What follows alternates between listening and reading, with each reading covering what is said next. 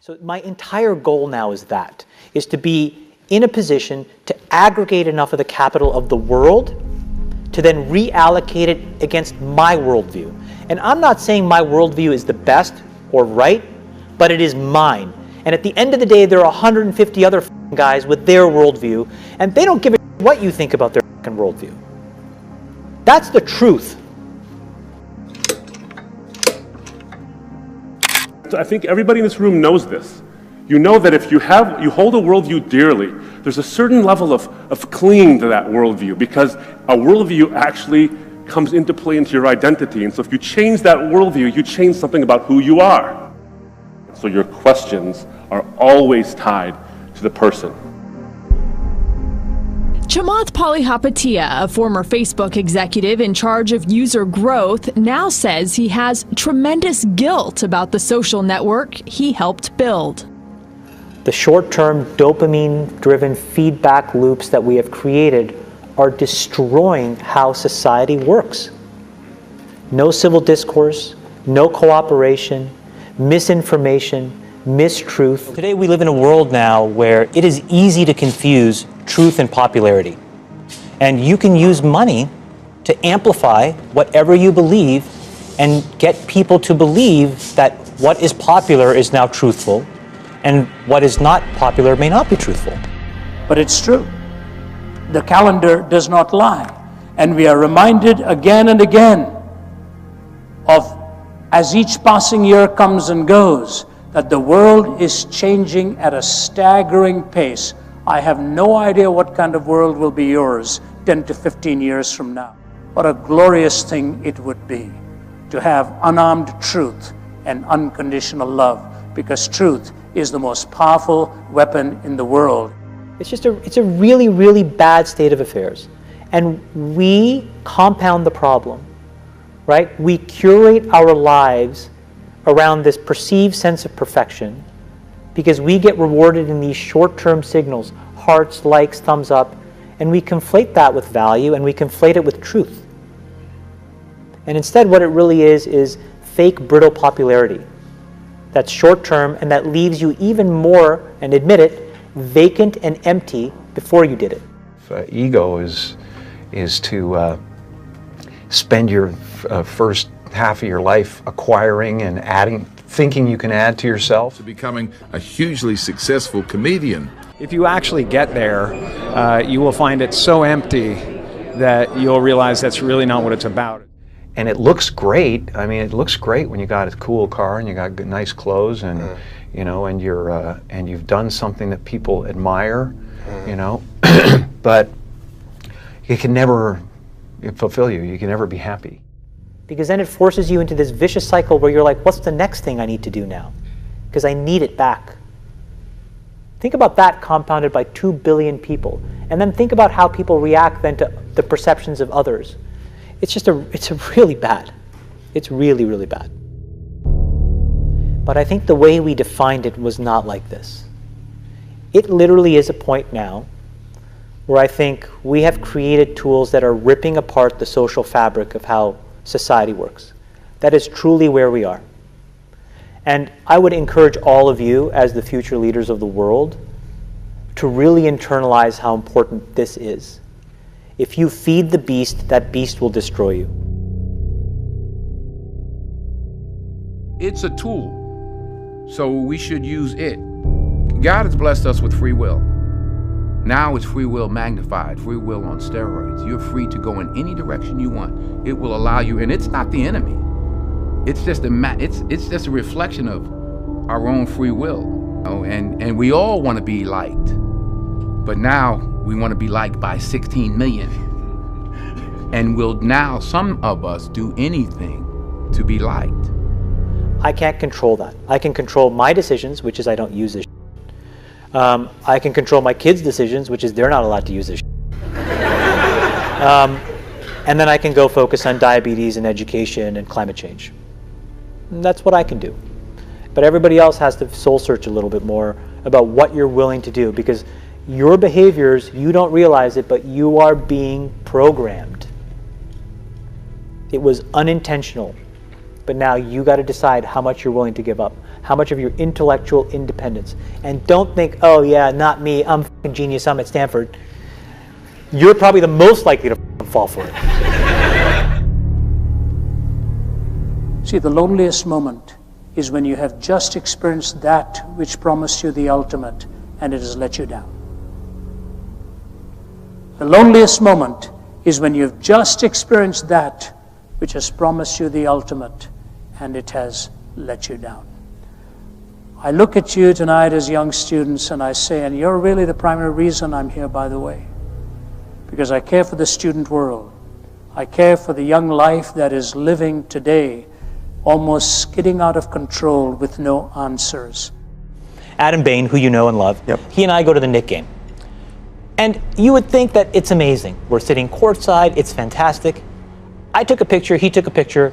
We sweated the filter for 15 minutes trying to figure out which photo. And I thought, if Adam Bain and I are stuck trying to figure out what photo filter we're going to use because we're so craving the reaction, what must everybody else be going through? And aren't other people feeling this void that I'm feeling in this moment? I'm not going to backtrack on what I said, because at some core basic level, we have to start talking about this stuff. How should our kids, why is anxiety and depression amongst our teenagers higher than they've ever been? Yes, it's a in a world that issue. is safer, in a world that's more constructive, in a world where you should have access to everything, what is going on?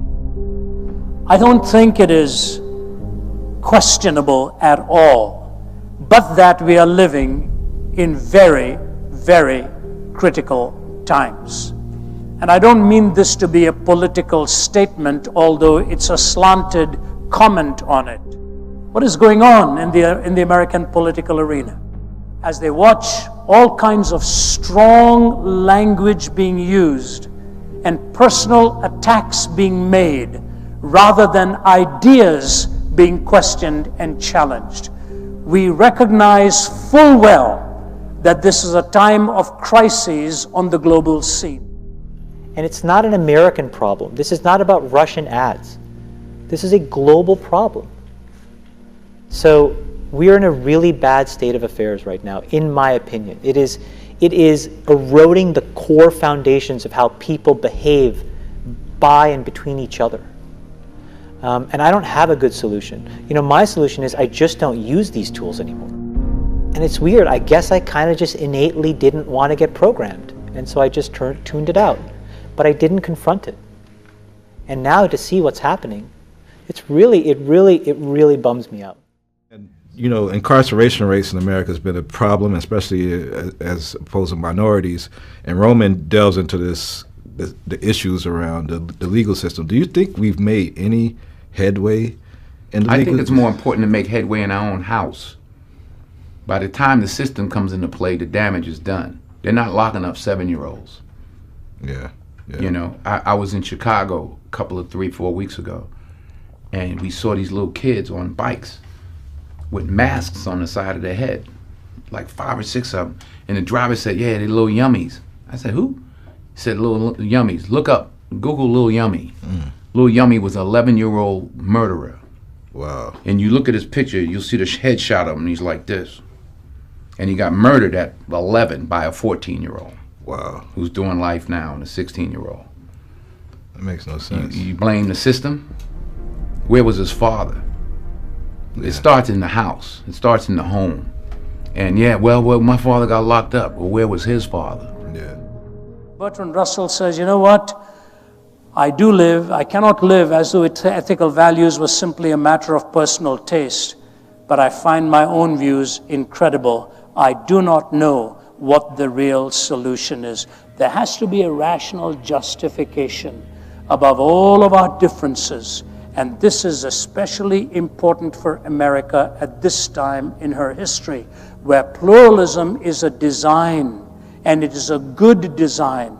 I happen to be a privileged one who was born in one part of the world, at the age of 20 moved to the other part of the world, and because the doors of these nations were open with a legitimate pluralism, people like me could come here, earn a living, raise our families, but the absolutes that built this nation are now in serious jeopardy, and we had better realize it. I'm thinking there's a deep connection between money as an instrument of change and what you're doing now at Social Capital. Look, here's the thing. There's about 150 people that run the world. Anybody who wants to go into politics, they're all puppets, okay? There are 150, and they're all men, that run the world. Period, full stop. They control most of the important assets. They control the money flows. And these are not the tech entrepreneurs. Now, they are going to get rolled over the next 5 to 10 years by the people that are really underneath pulling the strings. And when you get behind the curtain and see how that world works, what you realize is it is unfairly set up for them and their progeny. How do you keep that power from corrupting you? I have no idea. That's the honest answer. I have no idea. I've become increasingly isolated. It's harder and harder for me to connect because I'm so in my own mind. Like, how does this all play out? I start as a good, earnest person, and I need to stay a good, earnest person. So I don't have a good answer. And I'll tell you, of those 150 people, maybe it's a little bit more, but I've met a lot of them. It's really hard. It's very easy to end up really drunk with power. It's really hard. Yeah. For the very first time on this planet, we're all going to have an enormous amount of power. Not just a few people, every single one of us is going to have an enormous amount of power through the power of AI. And we have to decide as individuals and societies how we want to process that ability, that amount of power. I have to say, in all my years of this, I never thought I'd ever read a lead like this. In October, Saudi Arabia granted citizenship to Sophia, the robot designed by Hong Kong firm Hanson Robotics. Now Sophia says she has the right to start a family. Meanwhile, tech giant Facebook says its program can detect suicidal behavior by analyzing user information. And Facebook CEO Mark Zuckerberg believes this is just the beginning. This is where the line has to get drawn, doesn't it, really? Because on the one hand, we all demand our devices know what we're doing, where we're going, make these decisions for us. We carry them around in our pockets all the time. And then we're the first ones to moan when tech companies have information on us and seem to be able to predict our behavior. We then find that creepy. The new narrative has to be technology is a part of us. It's a reflection of who we are. That is the narrative we should be thinking about. And then train ourselves to be patient. And it's really, really hard. The entire society is set up to not be patient anymore. And I'm hearing also a conflict with this like fail fast and learn mentality where if you're taking a deep and big bet, like you want it to be the right one, how do you know when that's true? I think that fail fast approach works in consumer internet businesses, but I don't think it works for anything that really matters. Basically. Consumer internet businesses are about exploiting psychology. And that is one where you want to fail fast because, people are unpredictable, and so we want to psychologically figure out how to manipulate you as fast as possible and then give you back that dopamine hit. There are great examples of failing fast is the right path to exploiting psychology of mass populations of people.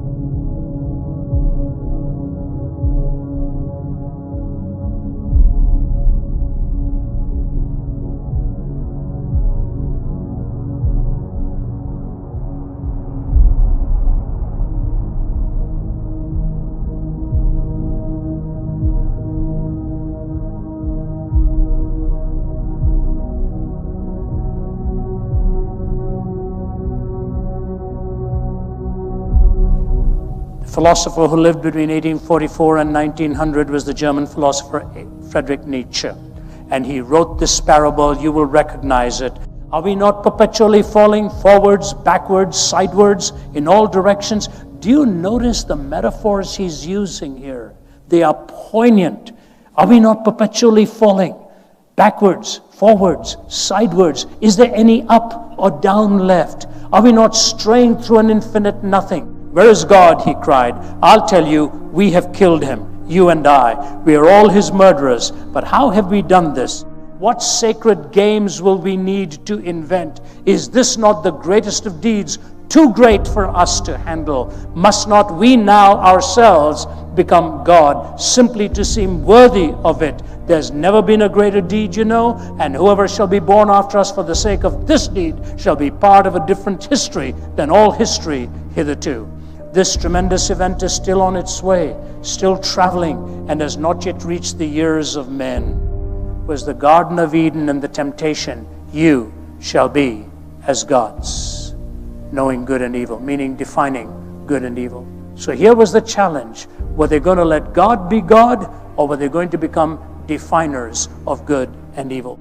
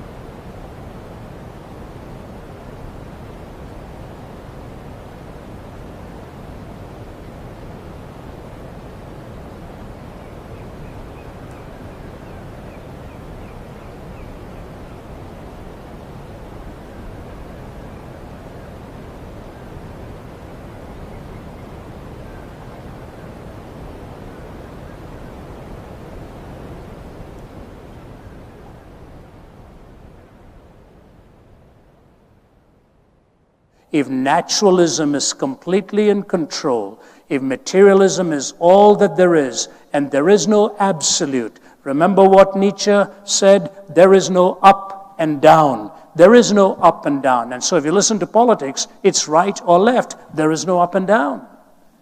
They don't believe in the vertical, transcendent notion anymore. Will lanterns have to be lit in the morning hours? What sacred games will we need to invent? Are we not perpetually falling?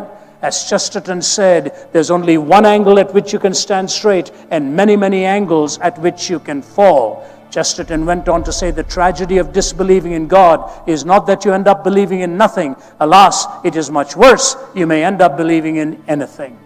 The irony of this is as follows. Adolf Hitler took the Nietzschean phrase of a higher history, took the writings of Nietzsche, personally presented Nietzsche's writings to Stalin and Mussolini, and between these three created a kind of a hell in this world. If you take Nietzsche's words, then I have 4 unanswered questions. But the second question is that of meaning. How do I really find meaning in my life? You have to ask yourself the question. In the gospel narrative, the cross is central. Why? Because your greatest need is not for a political leader. Your greatest need is not for the best of education. All of those are important. But your need and my need, the greatest need we have, is deep within our own heart, where evil stalks and seeks to take over. Our greatest need is for a savior. How South Sudan's dream of peace and independence is spiraling into more violence and desperation. And as South Sudan enters its 5th year of fighting, UNICEF warns that the country is in the throes of a tragedy. Last week, during a Security Council meeting on South Sudan, top UN officials warned the humanitarian cost of the conflict in the country was now catastrophic. And to share it with a world that is in such desperate need of peace, that is in such desperate need of the Prince of Peace. And somebody who has done this so extraordinarily well is a man by the name of Nicodemus, who lives in South Sudan.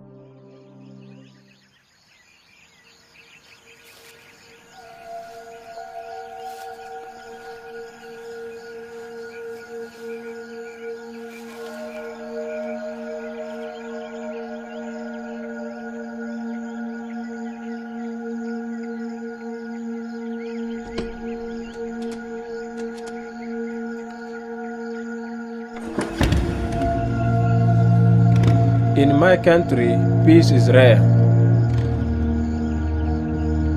People are so used to fighting that many have given up hope that things can change. But God says, blessed are the peacemakers. And sometimes those that bring peace are the ones that no one expects.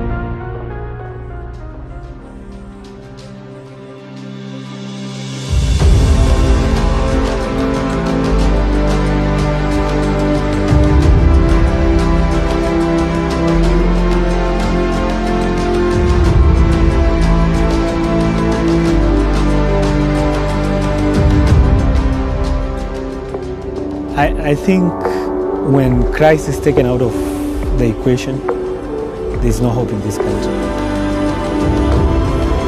mean, governments can come with policies, but that cannot transform the hearts of people. It takes only the power of Christ to transform the hearts of people.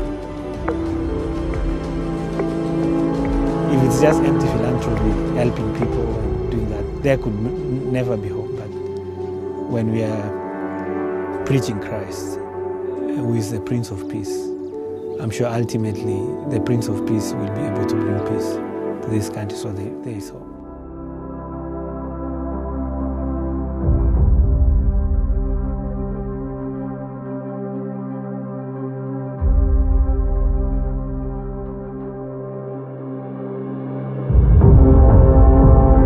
In a place that has been torn apart by war, by racism, by conflict and other types of hostility, he is there being a peacemaker. It's an extraordinary story. Nicodemus has been radically transformed. Under Reuben's guidance, he now plants churches in the very fields where the Toposa, Dinga, and other neighboring tribes have violently clashed for centuries. Armed with nothing more than the gospel and a motorcycle, he brings peace to a region that many believed impossible to reach. The mission of our ministry is letting the light occupy the land. And we see darkness manifesting itself in different forms.